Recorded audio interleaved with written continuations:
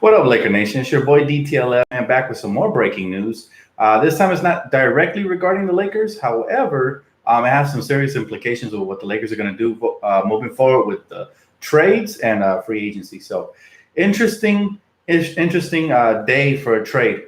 If you guys haven't heard, I'm sure most of you already have. The Brooklyn Nets, guys. The Brooklyn Nets have just made a crazy deal that's going to set them up to sign Kyrie Irving. Now, reports were that Kyrie Irving met with Karis LeVert and some other young core players for the Brooklyn Nets. And today, right after this report happened in the morning that yesterday they met up, today, guess what? They traded away their seventh, I think, is it their 17th or 19th pick in the draft? Not sure which one, but the Brooklyn Nets traded that away along with, Alan Krabby and a salary dump. And they got Tyrion Prince from the Atlanta Hawks, and I believe they got what did they get? Just Tyrion Prince and future picks or something like that. I'm not sure exactly what the trade was, but the 17th pick traded away from Brooklyn to Atlanta in order to do a salary dump of Alan Krabby, if I'm not mistaken. Now, this is the interesting part. What does it have to do with the Lakers? Well, they feel like they probably already verbally agreed with Kyrie. Remember, it's reported that he met yesterday with Brooklyn and a couple of their core players yesterday, and today this trade goes through. And what this does for them is it clears $46 million in cap room and potentially more if they relinquish the rights to D'Angelo Russell, setting it up for up to 2 max free agent slots. Now, this is bad news and good news for the Lakers. But this is really bad news for the New York Knicks, who thought they were going to get Kevin Durant and Kyrie Irving. Now it looks like Kyrie's already probably going to choose Brooklyn. And KD might not join New York if that happens. Matter of fact, if Kyrie can convince KD to join Brooklyn with him, then they're going to be the new powerhouse in the East with a great young core around them as well. So that's going to be crazy. Now, how does this impact the Lakers? Well, obviously, we miss out if this was to happen. Now, nothing's official till the 30th. But if this happens, we miss out on Kyrie, which was very high on my list, and I expected him to be here in LA. We miss out on him, so that's not that great. However, something people are missing, some people are missing online, is that the Pelicans have less options and less trade partners, which should devalue the package they receive for Anthony Davis, meaning we have less competitors for the Lakers to trade for AD. This would take Brooklyn out of the equation. Obviously, they traded away draft picks, and it'll also take the Boston Celtics out of the equation because I don't foresee them trading away their whole young core for a 1-year rental in Anthony Davis, especially if Kyrie Irving's not there.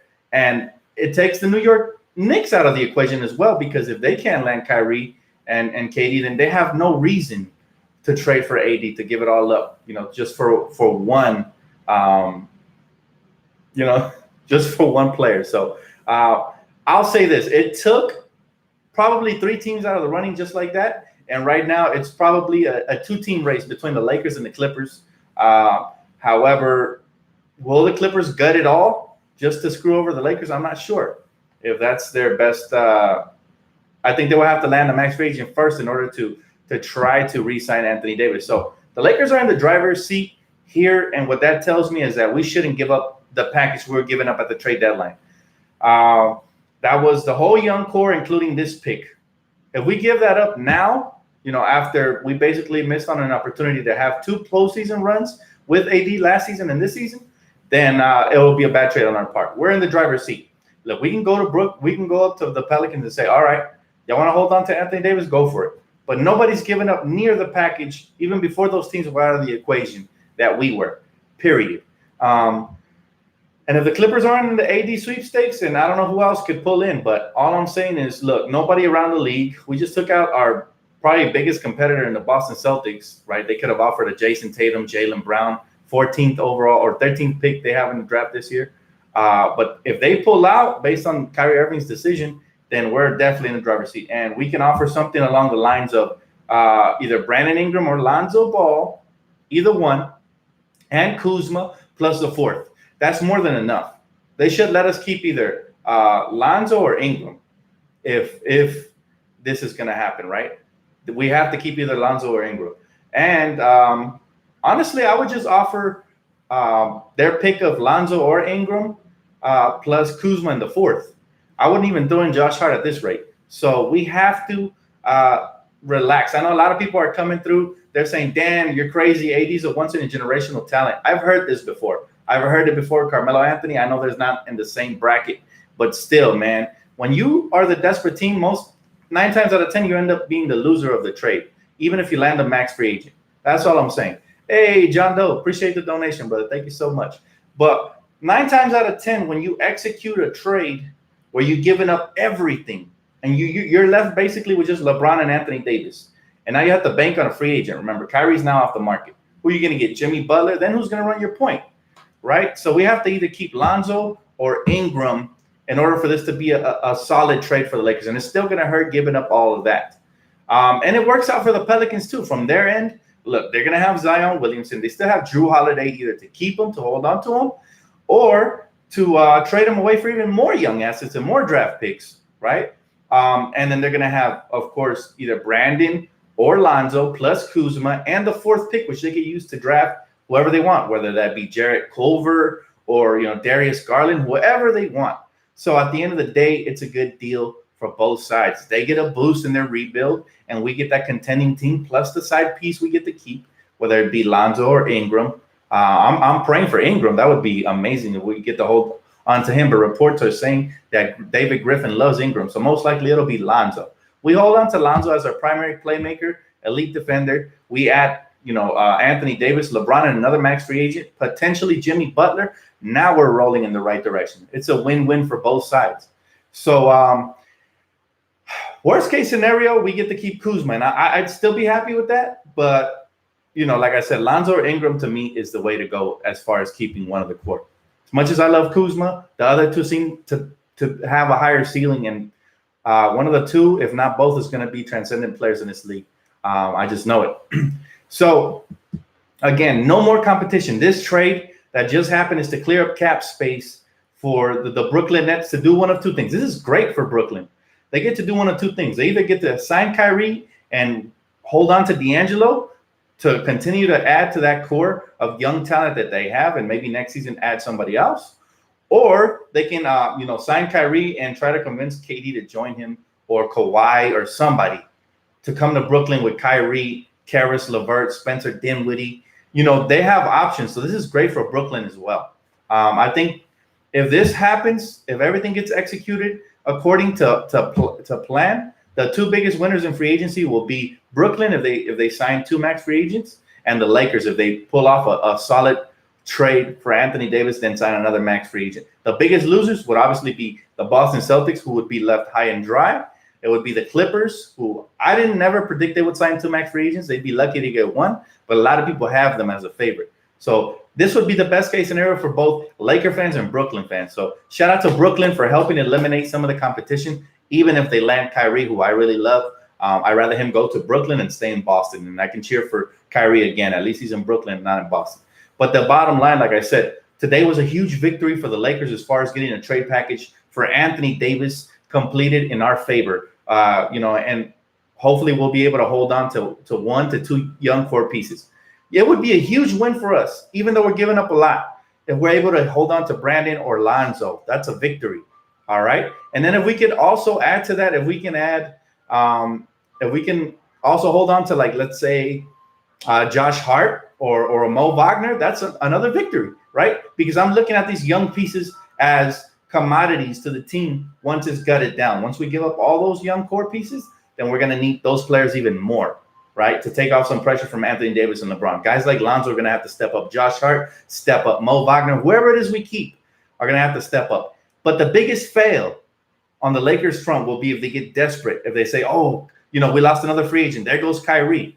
And then they say, we have to pull off this Anthony Davis trade now and give up whatever in order to acquire another max free agent, because we don't want to lose them all to free agency. That would be a fail for the Lakers.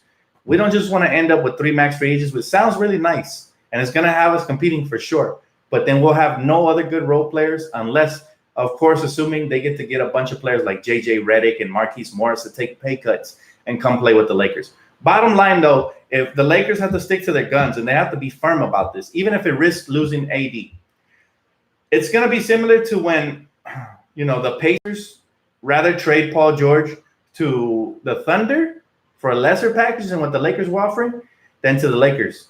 If they decide to do that, if the Pelicans decide to do something out of spite, they already shot themselves in the foot one time. And you saw what happened. What happened? They fired their GM because of it. If they shoot themselves in the foot twice, then they might fire the next GM, David Griffin, in the next couple of years. So this is a trade I believe David Griffin has to pull off. And let's not forget that LeBron James and David Griffin are good friends. LeBron spoke up for David Griffin when he was fired by Dan Gilbert in Cleveland. And there might be a connection there. Maybe LeBron calls it a favor.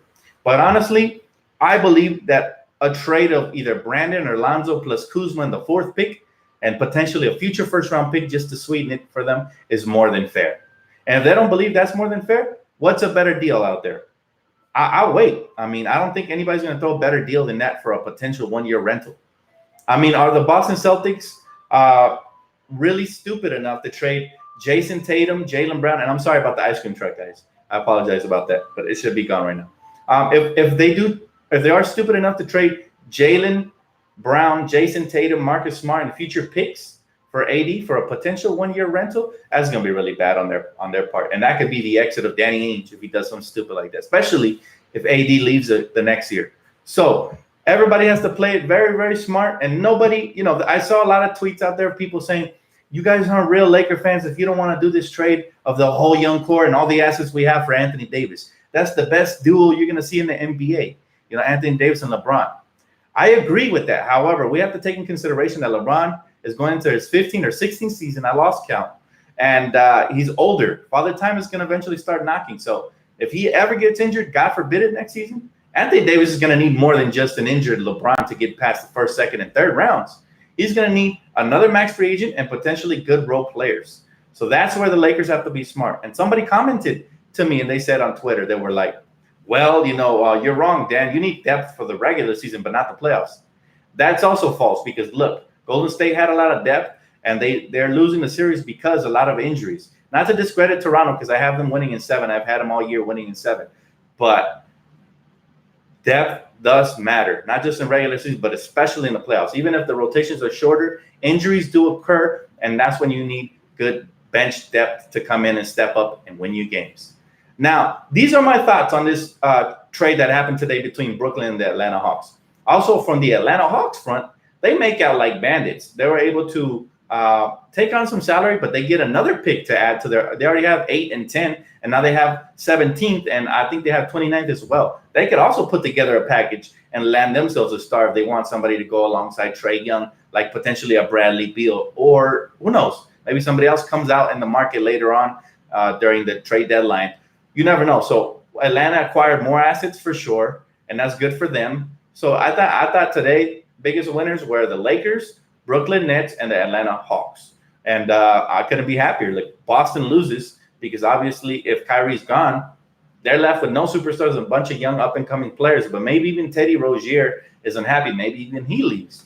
But yeah, I think it was a blessing in disguise for this trade not to happen at the trade deadline. Now we're getting a lot of clarity. And I believe that the Pelicans, the more they hold on to Anthony Davis day by day, their value decreases, for whatever trade package they're potentially getting in return. Now, what do you guys think? I'm going to head over to the comment section now. I just wanted to get that off my chest really quick with you guys. I didn't do City of Angels podcast today because of what happened, right? I wanted to come live and talk to you guys. So I'm going to head into the comment section right now. Johnny Alfred says, Dan, we didn't do nothing yet. Of course, but I'm saying this kind of sets us up for the future, for a good future, either whether it be an Anthony Davis trade or having leverage or not. So the ball is in the Pelicans' court. We should offer a fair package. Like I said, it'll be Brandon or Lonzo and Kuzma in the 4th pick. That's more than fair, right? So we offer a fair package. They already have Zion, and they still have Drew Holiday. So they're not going to lose this trade regardless because Anthony Davis is leaving next season regardless. So they might as well get the best package, which is where I'm offering, and it's fair both sides. Or, they go ahead and get a stupid package and then get fired in the next 2 to 3 years, David Griffin. That's up to him if he wants to take it personal. But that's the way it has to be. Hey, Dan, just watched the report that the Lakers and Knicks are now the 2 teams that can do the deal. Absolutely. But I honestly, if they don't get KD and Kyrie, I don't see a reason why they trade for Anthony Davis, unless they trade for Anthony Davis and then try to pry KD away from Golden State. Then it'll be plausible. But honestly, we still have the best package. I honestly don't see the Knicks. The only way I see them trading to the Knicks is if two things. If one, they want to trade them to the East, and two, they just, they have a vendetta against the Lakers, which could happen, but then that wouldn't be our fault, right? Dan, did you hear that Gail Benson will refuse to trade AD to the Lakers, even if it means getting less from another team? It wouldn't be Griffin's fault. Well, if that's what Gail Benson wants to do, again, that's up to her. I'm not going to gut my whole core just to please Gail Benson, who probably doesn't even know basketball, right? She's just doing it out of spite because we've been dominating the Western Conference for years. So I don't know what her agenda is, but if that's how she feels, that's how she feels. Dan, that's too much in my view. I agree with that. I believe that is too much. However, that is the maximum trade offer that I'm pulling out. Max. I'm not pulling anything over that. Like I said, that's my limit. That's my cap. It's going to be Brandon and Lonzo and Kuz plus the fourth. No more than that. No more than that. He said, praise be Gail Benson. I mean, I get, yeah, it's good for us if, because that trade didn't happen where we would have got robbed. And like I said, we don't want to gut the core just to please LeBron. We want to have a bright future and compete. We want to have our cake and eat it too. Call me a spoiled Laker fan, but I think that's smart. Dan, can you follow my, sure, send me a message on Twitter or Instagram. I don't know what your account is, man. So just shoot it or send me a message and I got you, man. Anybody who wants to get followed, hit me up on Instagram. He said, will the Pelicans trade AD before the NBA draft? I think it's in their best interest. Like I mentioned earlier, I believe that every day they hold on to AD, his trade value decreases just a little bit. Yes, he's still a superstar. However, like I said, teams want to go into the draft knowing what they're going to do already. So exactly, keep Ingram at all costs. I would love that. That would be ideal, but let's be realistic. They're going to want Ingram, especially David Griffin is a smart GM. He's not going to let us keep a potential superstar and then give us a superstar. That's not how it works at all. What jersey am I rocking? The ZO2, man. I'm rocking with Lonzo today. Support for the young core. I would do Ingram and Hart. I don't think that – see, I would love that trade. That would be a steal in our favor, even though Ingram has a world of potential. But Hart kind of – his trade value – plummeted. Had he played like he did his rookie season, then maybe we could have got away with that plus a fourth. But I really don't think that they're going to come away with a deal unless they feel blown away. Like I said, Ingram and Kuzma or Lonzo and Kuzma plus the fourth, I think does the trick. If they want more than that, they can go kick rocks, man. I'm not going to, again, we have to look at the future, man. We can't just look at this little 2-3 year window that LeBron has. If that's the case, then we're the Cleveland Cavaliers. The Cleveland Cavaliers gutted that whole team just to make way for LeBron to come in. Did he win a championship? Yes. But the East is weaker. The West, you need depth, guys. Bottom line, you need depth to get past the West. That's why nobody was really able to hold a candle to the Golden State Warriors. They didn't have enough depth. Even the Rockets, who everybody thought was going to be a contender, I always said they were a pretender. But everybody else said they were a contender. They didn't have enough depth. They traded away certain pieces like Trevor Ariza, which was a huge mistake on their part. So, again, you need depth. Dan, does the money add up in a trade you're proposing? You can always throw in little pieces. You can always do signing trades and stuff like that. I'm not worried too much about the money. I think they have cap space. I mean, the only superstar they have is Anthony Davis. If they don't have cap space to take in a little bit more or less salary, we definitely do. So it should add up. Do not trade away our young players. What about a couple of our young players? Like I proposed, we're not giving away the whole core in my proposal, but we are giving away half of the chunk. I'd rather give up half and add Anthony Davis than give up the whole core. What's my Instagram is one word is I'm so fly 24. He said, Dan, would you give up the entire young core and the pick for Davis and Drew Holiday? Oh, man, that's tough because I really like Drew Holiday. But I still rather keep Lonzo Ball. To me, he has a brighter future. So, no, I probably wouldn't do it. Or I definitely would rather keep, Brandon Ingram. So, yeah, probably not. But that's a good question. Actually made me think about it. That's not a bad proposal. If that happened, I wouldn't be mad, even though I'd be sad to see the young core all leave to New Orleans. But we'll see what happens, guys. This is getting interesting. Look, here's the interesting part. Lakers, they have assets, young pieces, LeBron, and max cap space for one free agent, from one max free agent. The Clippers, they have cap space for 2 max free agents, but I doubt they get 2. They get lucky if they get 1. They might have to overpay for that one. It might be somebody like Jimmy or Kemba, somebody like that. The Brooklyn Nets just cleared enough cap for 2 if they relinquish the rights to D-Lo. And New York has enough for 2. So this is going to be an interesting summer, man. And I can't wait to see what the Lakers, how we come out. If we make out like bandits in the summer, let's say my proposed deal goes through and it's a realistic offer. It's Brandon Ingram, Kuzma, and the 4th pick. Love those guys. I'm going to hate seeing them go, but I'm going to love seeing Anthony Davis come. And it's going to be, our roster is going to look like Lonzo Ball is going to have potentially either Jimmy or somebody from free agency. Let's say Jimmy Butler. Jimmy Butler at the 2, LeBron at the 3, Anthony Davis at the 4, and if we could re-sign JaVale McGee at the 5, that is one of the best defensive and offensive lineups in the league. And then we'd have to navigate through the salary cap. This is where Rob Pelinka would come in handy because he's good with numbers. You'll have to crunch some numbers and get guys on a discount, maybe a Markieff Morris. Maybe he can go out and get a Seth Curry because we need some shooters off the bench. That's when he has to make the money snap for us. And that, to me, is more acceptable than giving up everything and just having, Anthony Davis, LeBron, and potentially Jimmy Butler. Because if one of those gets injured, God forbid, we're not going to get out of the Western Conference. And that's the goal. If you're going to give up the future, we have to get out of the Western Conference. It's a failed season, period. Expectations go way up. Just like when we landed LeBron, the expectations were to make it to the playoffs. Well, we land Anthony Davis and potentially Jimmy Butler or let's say Chris Middleton, another max free agent. Well, not a max, but, pretty close. If we land another player like that, expectations will be championship or bust, or at least the finals on the first year. Just like when we landed Pau Gasol, we got to the finals on the first year. We lost, but it wasn't a failed season because we learned, came back the next couple of seasons, and knocked it out the park. So that's just my feelings about this trade, man. I'm not gonna bend over backwards to appease Gail Benson. I don't care about her feelings. I'm sorry. You want to keep AD for the rest of the year? Sure. We'll just try to add him in the summer. So we'll see. We'll see what happens there. He said not enough shooting and not enough cap space to sign shooters. Well, we will have the veterans minimum and the MLE. The MLE, I believe, is like $5 million. Veterans minimum is like, I'm not sure if it's 2.5 or 1.5. But when you do have superstars, players come on the cheap. Maybe we could get lucky with somebody like JJ Redick. That would be huge. He's a DTLF. If no AD, should the Lakers try to lure Klay Thompson?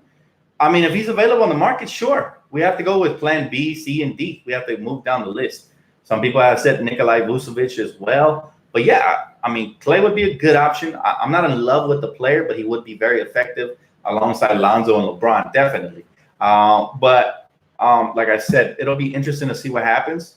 I think a lot is going to depend on what the max free agents like Kawhi do. A lot of people are reporting he already bought a house over there. Again, he has a house here as well. So to me, that means nothing. Maybe he likes Toronto. Maybe that'll be his vacation home. Maybe he does want to stay there an extra year. I don't know. But I don't believe anything. All these rumors are going to fly these last couple of days before free agency officially hits.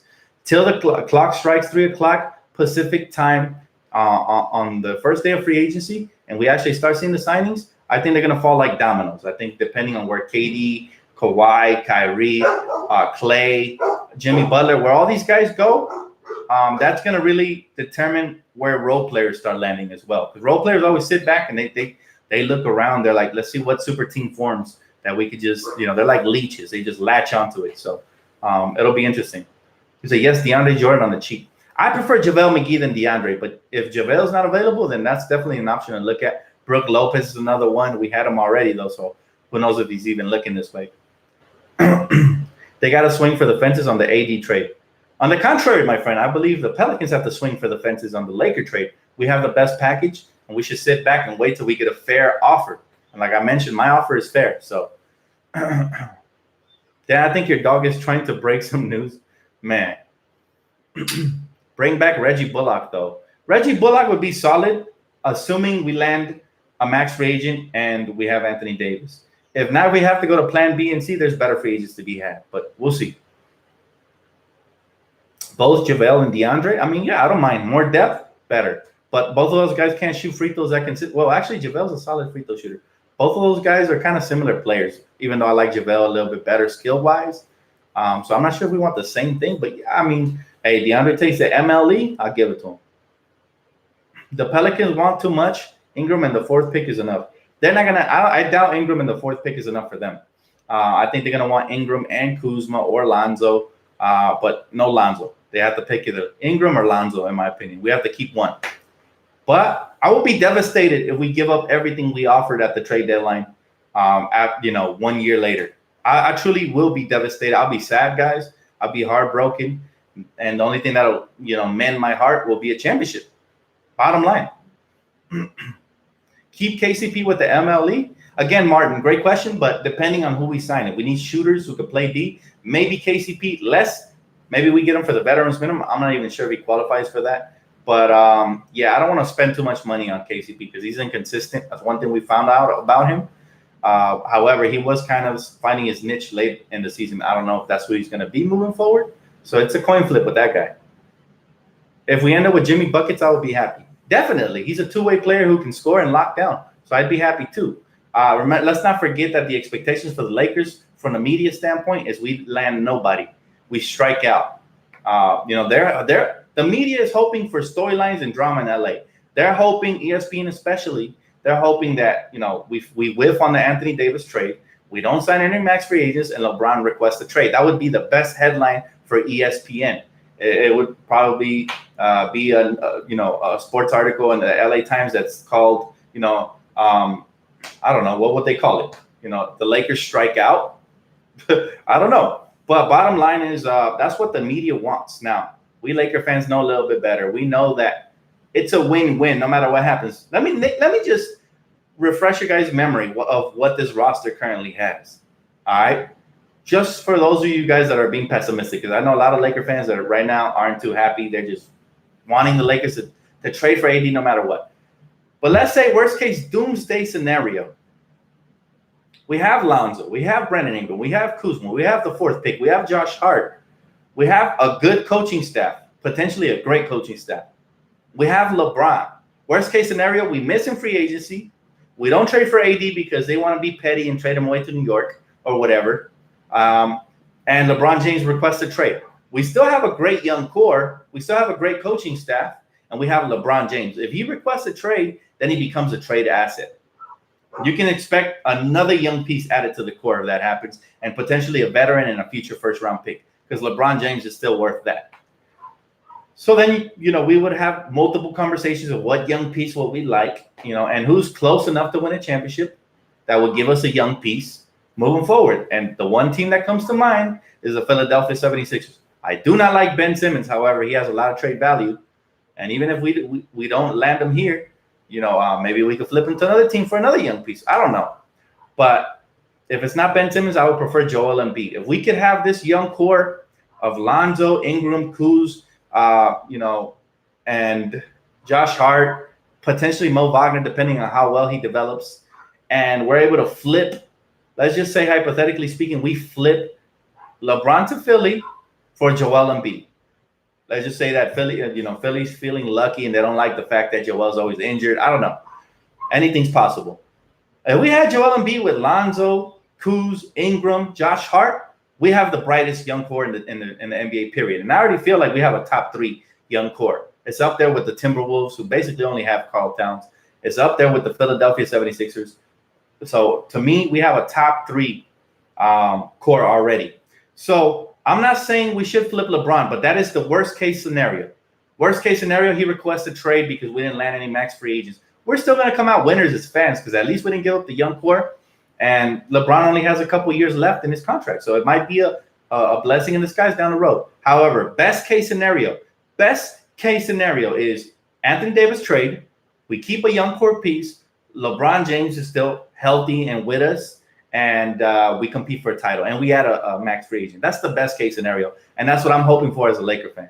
Don't get it twisted. Don't get it twisted, guys. I'm not saying we should trade LeBron. I'm just saying if the media gets their wish and everything they predict comes true, we miss free agency, we don't get the AD trade, and LeBron requests a trade, we still have a bright future. So I'm not mad. I'm not mad at the end of the day. How do you guys feel? Are you guys stressing out? You guys want to give up the whole young core just to land Anthony Davis? who I understand it can be a transcendent player in this league, but injuries haven't been kind to him. Peter said, do you think we can get Davis on draft night? I don't know. Honestly, I think we can get him before if a trade does happen. I think we can agree to terms before. So bottom line is, like I said, we're going to come out winners regardless. Worst case scenario, if we lose our young core for AD and we still don't win championship. Absolutely. That is the worst case scenario, 100%. Jonathan's feeling great. Thank you, Jonathan. Hey, continue to be optimistic. Quit with this trade. LeBron crap is not happening. He is retiring Lakers. Well, we don't know, Rome. According to ESPN, it's a real possibility that LeBron requests a trade. Not my words. I'm just quoting ESPN. I'm just saying if they get their way, we still have a bright future. So my whole point of even mentioning that is that Laker fans shouldn't panic right now. Right now, we're in the driver's seat. We have a lot of options. We didn't have these options back when Mitch and Jim were here. We didn't even have a direction. Now we have a whole lot of options. Hey, what up, T? How you doing? Welcome to the stream. Good to see you. LeBron isn't leaving. Okay, I'm not predicting that. I hope you're right. LeBron already said all the news was fake on IG. I agree with that. But like I said, this was just a doomsday scenario, hypothetically speaking, for those fans that are panicking and feel like we have to appease LeBron. So if LeBron is staying, then we don't have to do something crazy, right? Okay. He said the average case scenario for us is we land Jimmy, retain the young core and good coaching staff with the fourth pick and LeBron. That's actually another great scenario because Jimmy Butler is no scrub. Now we have 2 All-Stars and we have a great young core and a lot of depth. So that's also a great scenario. He said, BI and the pick at the very most, no more. I would love that. Trust me. If it was just BI and the pick, we make out like bandits. Because let's not forget that Brandon Ingram, he came down with that little blood clot, and that kind of impacted his trade value a little bit. So let's not forget that. However, if we're able to keep Kuzma, if we're able to keep Lonzo, Josh Hart, add Anthony Davis plus LeBron and a max free agent, that's a championship, guys. It's a championship. Assuming we stay healthy, it's a championship. Whiteside and McGee can be good big rotation. I'm not sure I like Whiteside. He's kind of heartless. I used to like him before, but he's kind of heartless. I missed the start of the stream. Do you think Kawhi will stay in Toronto? I have no clue. Kawhi is unpredictable, man. He's like a robot. He's emotionless. So he's the one person I can't predict. So we'll see. Dan, I really feel like we getting the claw this summer, bro. That would be another amazing scenario. We get the claw on LeBron. The NBA better watch out. But a lot of people believe that Kawhi needs to lose for him to leave. I doubt that. I think even if he wins a championship, he'll feel accomplished and he'll feel like moving to Cali regardless. But I could be wrong. Rumors has it he already bought a house over there in Toronto. I don't know, man. People make up stuff all the time. So we're going to find out real soon. It's around the corner. Any thoughts on Marc Gasol being a filler until AD comes in next year? I think Marc Gasol is pretty much done. And he's a half-court set player, so maybe Frank Vogel likes him and can implement him in the offense if we slow down the pace. But I still want us to run from time to time. Not all the time because LeBron's getting older, and we are going to want to run a half-court set. In the playoffs, all this running doesn't necessarily work all the time. You need to get stops in the playoffs to be able to run and be a good transition team. So it starts with defense, but I prefer if Frank Vogel implements a half-court offense because in the playoffs, once we get there, it really slows down the game. And we're going to need a good half-court sets. We're going to need good screens, good backdoor cuts, movement without the ball. And we're going to have to run plays from the top of the key. So if Frank Vogel is the coach, I believe he is. And I love the Lionel Hollins addition. And let's see what Jason Kidd brings to the table as well. If that happens, I think we're going to need to be quick, but also have a half-court set. And I hope that happens. Marc Gasol wouldn't be bad, though. But am I giving him a max contract? Absolutely not. Hollins should be the Lakers head coach, in my opinion. It doesn't matter. He's on the staff, so he's definitely giving his opinion. He's definitely going to help develop young core players, and he's going to give us everything that a head coach would. Does he have the final say? No, but Frank Vogel is a very capable head coach, and I like him. He said, Dan, what do you think about adding a role player like Danny Green or JJ Redick? I would love it. Both of those players will fit like a glove, but I prefer JJ because he's a more consistent knockdown shooter, but Danny Green does bring that defense. So either one will be very solid. I also like Seth Curry. He's going to be a free agent. So if the Lakers could add him on the cheap, that'd be great off the bench. We need some shooting. How long will LeBron play? Well, I'm hoping the rest of his contract. I'm hoping he's able to finish out the rest of his contract. Nick Van Exel was amazing, man. Lakers have enough assets to keep one of the three guys. Absolutely. And we should. I don't expect anything less from the front office. If they mess this up and they go and they give the Pelicans whatever they want and they let them jerk us around in a trade, then this front office is worse than I expected. Even this front office should be able to hold on to at least one core piece. And I'm hoping that, Jeanie Buss's love for the court will allow that to happen for us. Dan, do you like that Kawhi is an emotionless person? Look, man, I don't care what he does off the court. All I care is the way he plays, and he's a killer. I don't care if he's a silent killer. Derrick Rose was very similar. He was emotionless, even though Derrick Rose would show more emotion from time to time. But he also was a stone-faced killer, man. And I love players like that. They don't have to be. Look at Blake Griffin. Even though Blake Griffin's a flopper and all this, I don't really compare them to Kawhi. But my point is, I don't really need my players to be all emotional. The less, the better. So Kawhi would fit in like a glove in any team. Any of the 30 NBA teams, he fits in and he's effective. You can't really say that about many players. So, yes, I love players that aren't that emotional. It's less maintenance for the head coach. Dan, what do you think about Warriors part owner pushing Lowry? I'm glad you asked, man. Well, I just heard on Twitter that he got banned for 1 year plus $500K. I think that's fair. A lot of players around the league wanted him banned for life, but he's a partial owner of the team. I'm not saying that he's entitled to that because of privilege or whatever. All I'm saying is that he pushed the dude. 1 year punishment should send a message. Plus 500,000 is a lot of money, even for a rich person. So it'll be interesting to see if that ever happens again. Then they're gonna have to lifetime ban whoever does it. This should send a message. If it doesn't, like I said, they're gonna have to elevate security. And the last thing we want is for the NBA to look like a hockey rink with a glass all around it. Can we really behave? This is to all the fans out there. Let's behave like grown adults, man. You can heckle all you want, yell, scream off the top of your lungs, curse, anything. Just don't disrespect the players. Don't say nothing racial and nothing that will offend their families. You can call them a bum. You can call them all this. That's fine. Don't touch the players. That's ridiculous. We're grown adults, man. This guy, what is he, like 50, 60? He's setting a bad example, not only for the rest of the fans, but for kids. We don't touch the players ever. A player is in the heat of the moment. He could react, end up knocking out a person.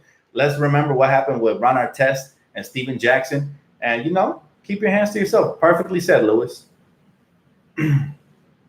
Oh, by the way, I don't know if you guys know, but, Kyle Kuzma, congratulations to Kuz. He made it to that, I think it's a 23-man roster to practice with Team USA. So that should be interesting. Normally when that happens, players learn a lot from All-Stars. And they're able to elevate their game to the next level. So this is huge as far as his confidence and his knowledge of the game is going to add some more knowledge by practicing with these superstars around the league. So this is great news, guys, and I'm super hyped for Kuz. If we do keep him, I hope that he continues to be a beast, man, and continues to improve. Dan, who should we select at 4, Garland or Cam Reddish? If it's between those two, I'm taking Garland just because he has a higher potential, and I love potential in drafts, especially when it's the 4th pick. There's no pressure on us to select anything right there. So to me, high risk, high reward, I take Darius Garland. If he becomes like a Kyrie Irving type, man, we're going to win this draft too. Bobo at 4 is kind of a reach for me. If we're able to trade up to one of those hawk picks and we take Bobo there, then I'm happy with that pick. But because of his foot injury, a lot of people are afraid that, a lot of these 7'2", 7'3" guys like Porzingis, they have a history of knee and feet injuries, man, just like Joel Embiid. So that's always a risk when you're taking guys that are freakishly long. And hopefully he has a great career, but I'm not reaching and picking him with the 4th pick personally. Dan, Colin said that he would trade Lonzo Ingram in the 4th pick for AD. We keep Kuz. That's an option as well, but I'd rather keep either Lonzo or Ingram. Nothing against Kuz. Still my favorite personality-wise, as killer mentality. Kuzma is it. But ceiling-wise, I believe that Lonzo and Ingram bring more to the team. Now, we're watching the playoffs, and we're seeing what actually helps teams in the playoffs, even when the offense isn't rolling, is defense, length, and versatility. Both Lonzo and Ingram have that. Kuzma, unfortunately, is not a great defender right now. Maybe he can become that. He does have length, and he is versatile offensively, but I'm talking a two-way potential. Two-way potential, I like Lonzo's potential better and Ingram's potential better. Then Kuz. As a player, as a person, as a killer, I like Kuzma better. So I wouldn't be mad at that. However, I prefer to keep either Lonzo or Ingram for potential purposes. Can you picture them in the finals along with LeBron, along with Anthony Davis? We either have Lonzo or Ingram. Can you imagine them disrupting on the defensive end? That would be amazing, man. Why am I so up on Lonzo? He can't shoot because the NBA is not all about shooting. Pascal Siakam is not a great shooter yet. He, to me, has been the X factor in this series. The way he's able to get in the paint, wreak havoc with his size, length, and defensively, especially his versatility. Man, basketball is so much more than just shooting. That's all I'm saying. Let me give you a perfect example. The Boston Celtics don't beat us in 2008, 2009, and I hate to bring up this one as an example, but they don't beat us without Rondo. Rondo can't shoot. So you see my point? Players that are versatile are very valuable, especially in the finals when the pressure's on, when defense matters. A guy like Lonzo can wreak some havoc. Same thing with Brandon Ingram with his length and versatility. So that's why. Dan, why are you so high on BI? He can't play the 2? Somebody educate this man. Go back and watch the last 5 games before he got injured and tell me he can't play the 2. Brandon Ingram can play 1 through 4. He can't play the 5 yet because he's too undersized. But in this modern day NBA, he can play 1 through 4. And that to me is very versatile. Very similar to Iguodala's as far as versatility. DTLF, speaking of Rondo, is he done as a Laker? I doubt that. But if he is done as a Laker, I wish him the best. I did like him off the bench. I don't like him as a starter. But he can't shoot, and we need more shooting. If we do get rid of him, we better go out and get somebody like Seth Curry, man. Somebody like that off the bench would be awesome.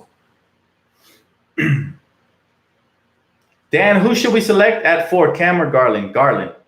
Darius Garland. Higher upside for me. Ingram is going to be a monster. Believe that. Oh, I already know. I'll take a couple more questions before I get off, though, guys. Just wanted to touch bases with you guys and let you guys know that today's Brooklyn Hawk trade really kind of benefited the Lakers as far as a potential Anthony Davis trade. But I'll take 1 or 2 more questions before I get off. Thank you so much for tuning in. Don't forget to hit that like button on the way out, man. It truly helps the channel. He said, Dan, would Darren Collison be a good backup point guard? Absolutely. His speed is killer, man. Did you guys see what he did for the Pacers this year? He was very solid. So, I believe so. I truly believe that, somebody with the speed of Darren Collison who can stretch the floor from time to time, that would be crazy. He said, you see my question? Absolutely not. DTLF, did you hear about Kuz and Meta World Peace? No, I didn't. Go ahead and enlighten me, man. I haven't heard. What happened? Are they training together or what? They're probably training. I wouldn't be shocked.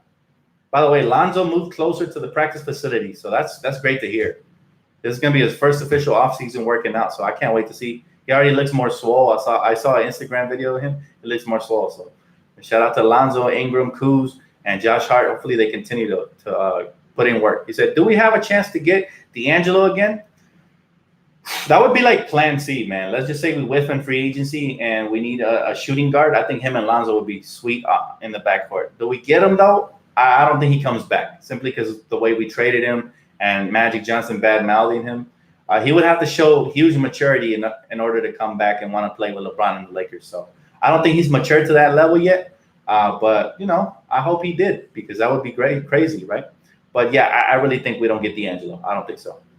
But thank you guys so much for tuning in. I appreciate you guys, man. Thanks for all the questions, all the support you guys showing. Again, don't forget to hit that like button. If you already haven't, please subscribe. Anything happens, I'll definitely be breaking it down on this channel alongside with you guys and your great comments. Thank you guys so much. I'll catch you guys on the next one. Have a great one, and let's see what happens. AD to LA? Maybe.